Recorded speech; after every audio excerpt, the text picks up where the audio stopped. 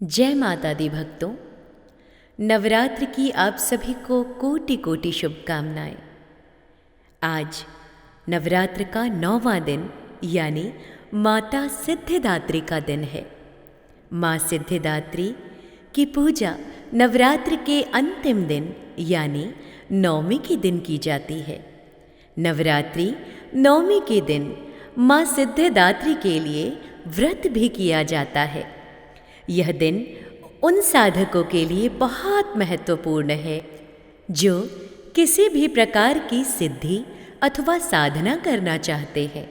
जैसा कि माँ सिद्धिदात्री का नाम है, वह विभिन्न प्रकार की सिद्धियों को प्राप्त करने वाली हैं।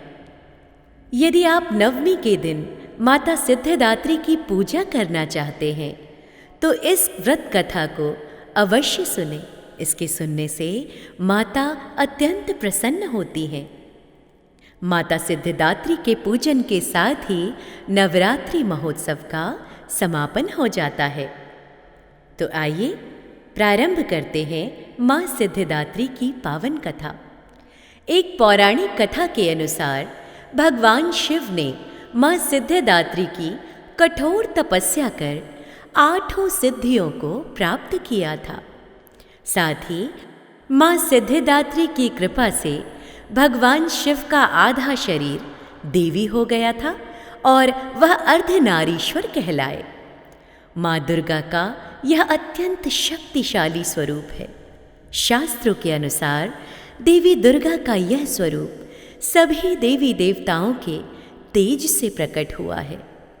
कहते हैं कि दैत्य महिषासुर के अत्याचारों से परेशान होकर सभी देवतागण भगवान शिव और प्रभु विष्णु के पास गुहार लगाने गए थे।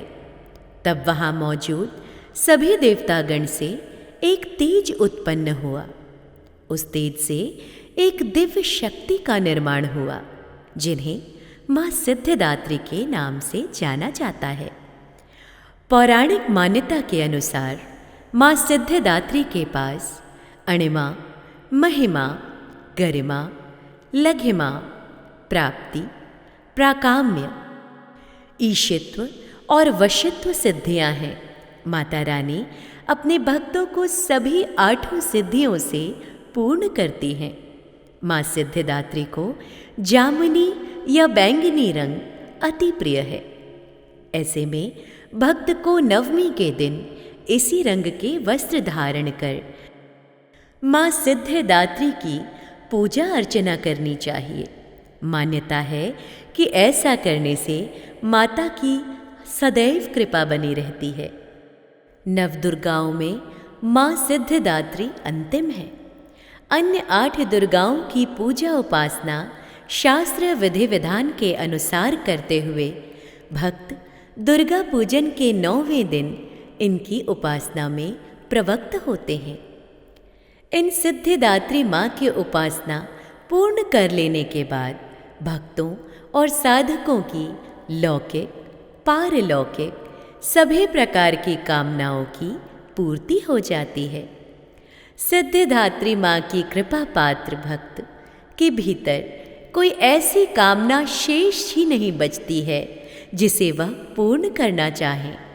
वह सभी सांसारिक इच्छाओं, आवश्यकताओं और स्पृहाओं से ऊपर उठकर मानसिक रूप से माँ भगवती के दिव्य लोकों में विचरण करता हुआ, उनकी कृपा रस पीयूष का निरंतर पान करता हुआ विषय भोग शून्य हो जाता है। माँ भगवती का परम सानिध्य ही उसका सर्वस्व हो जाता है। इस परम पद को पाने के बाद उसे अन्य किसी भी वस्तु की आवश्यकता नहीं रह जाती। माँ के चरणों का यह सानिध्य प्राप्त करने के लिए हमें नियम निष्ठ रहकर उनकी उपासना करनी चाहिए। माँ भगवती का स्मरण, ध्यान, पूजन हमें इस संसार की असारता का बोध कराते हुए वास्तविक परम शांतिदायक अमृत पद की ओर ले जाने वाला है।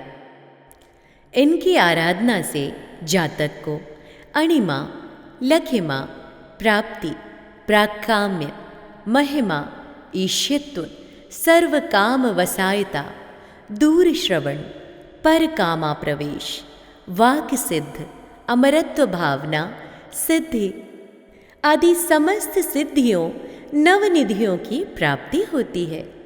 आज के युग में इतना कठिन तप तो कोई भी नहीं कर सकता, लेकिन अपनी शक्ति अनुसार जब तब पूजा अर्चना कर कुछ तो माँ की कृपा का पात्र बन ही सकता है। प्रत्येक सर्वसाधारण के लिए आराधना योग्य यह श्लोक सरल और स्पष्ट है। माँ जगदम्बे की भाव भक्ति पाने के लिए इसे कंठस्थ कर नवरात्रि में नवमी के दिन इसका जाप करना चाहिए। यह मंत्र है, या देवी सर्वभूतेषु मां सिद्धिदात्री रूपेण संस्थिता, नमस्तस्यै नमस्तस्यै नमस्तस्यै नमो नमः। अर्थात, हे माँ सर्वत्र विराजमान और माँ सिद्धिदात्री के रूप में प्रसिद्ध अम्बे, आपको मेरा बारंबार प्रणाम है, या मैं आपको बारंबार प्रणाम करता हूँ। हे माँ, मुझे अपनी कृपा का पात्र बनाओ। तो प्रिय भक्तों, इस प्रकार इस पावन मंत्र का, इस परम पुनीता मंत्र का पुनः पुनः उच्चारण कर आप माँ सिद्धिदात्री के आशीर्वाद को अवश्य प्राप्त कर सकते हैं। शुभ नवरात्रि। एक बार प्रेम से कहिए, माँ दुर्गे की सदा ही जय हो। जय माँ सिद्धिदात्री।